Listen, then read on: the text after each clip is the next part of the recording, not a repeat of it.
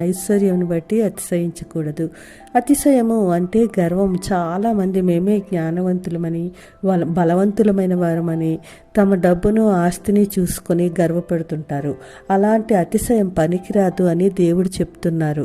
ఒకవేళ మీరు అతిశయించవలసి వస్తే కృప చూపించి నీతి న్యాయములు జరిగించే యెహోవానైన నన్ను గ్రహించి నన్ను పరిశీలనగా తెలుసుకుంటే దాన్ని బట్టి మీరు అతిశయించవచ్చు అంటారు. కొరింథీయులకు రాసిన మొదటి పత్రిక 3వ అధ్యాయం 18-19 చెప్పినట్లు, ఒకవేళ ఎవడైనా ఈ లోకమందు జ్ఞానిని అనుకుంటే ముందు అతను వెర్రివాడు కావాలి. ఎందుకు అంటే ఈ లోక జ్ఞానము దేవుని దృష్టిలో వెర్రితనము.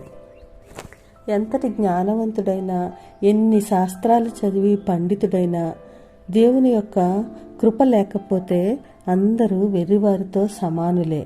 అందుకే ఆయన ఎవడు దేవుని ఎదుట అతిశయించుకున్నట్లు జ్ఞానులను సిగ్గుపరచుటకు వెర్రివారిని ఏర్పరచుకున్నాడు అని లేఖనాలు చెబుతున్నాయి. నిరర్థకమైన ఈ జ్ఞానాన్ని చూసుకొని తన దృష్టికి తనే జ్ఞానవంతుడిని అనుకునేవాడు మూర్ఖుడితో సమానము. మనకున్న సమస్తానికి మూలకారకుడు దేవుడే. దానియేలు మహాజ్ఞాని. కానీ 2వ అధ్యాయం 21 దానియేలు అంటున్నారు, దేవుడే జ్ఞానబలములు గలవాడు, వివేకులకు వివేకమును జ్ఞానులకు జ్ఞానమును అనుగ్రహించువాడు అని ఆయన గ్రహించడమే కాక ప్రకటించాడు కూడా. ఈ లోకానికి సంబంధించిన జ్ఞానము, బలము, ఐశ్వర్యము అవన్నీ నా తెలివితేటలతో, నా స్వశక్తి మీద నేనే సంపాదించాను అనుకుంటే మనంత అజ్ఞానులు ఇంకెవ్వరూ ఉండరు. ఈ లోకంలో మనము దరిద్రులము, తెలివిహీనులము, బలహీనులము అనుకోవడమే కాదు, మనకున్న తెలివితేటలు, సామర్థ్యము, ఆస్తిపాస్తులు ఇవన్నీ ఆయన కృప వల్లే నాకు వచ్చాయి అని అనుకోవాలి. అంతేకాదు ఆయన్ను పరిశీలనగా తెలుసుకోవాలి. ఆయన ఏమై ఉన్నాడో తెలుసుకోవాలి. ఆయన మనకు ఇచ్చిన ప్రతి ఈవిని బట్టి దినబెల్లా ఆయన యందు అతిశయపడాలి.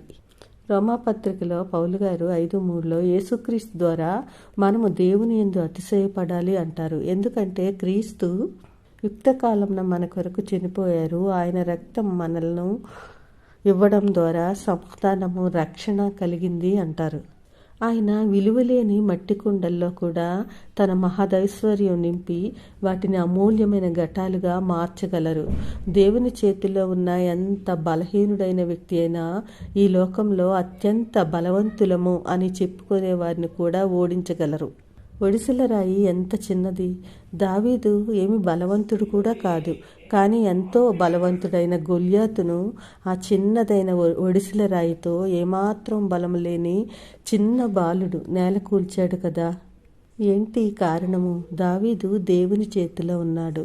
దావీదు అంటున్నాడు సమూయేలు మొదటి గ్రంథం 17:36 జీవము గల దేవుని సైన్యములను తిరస్కరించిన ఈ సున్నతి లేని ఫిలిస్తీయుడు అంటూ, సింహముల బలము నుండి, ఎలుగుబంటి యొక్క బలము నుండి నన్ను రక్షించిన యెహోవా ఇప్పుడు కూడా నన్ను విడిపించగలడు అని.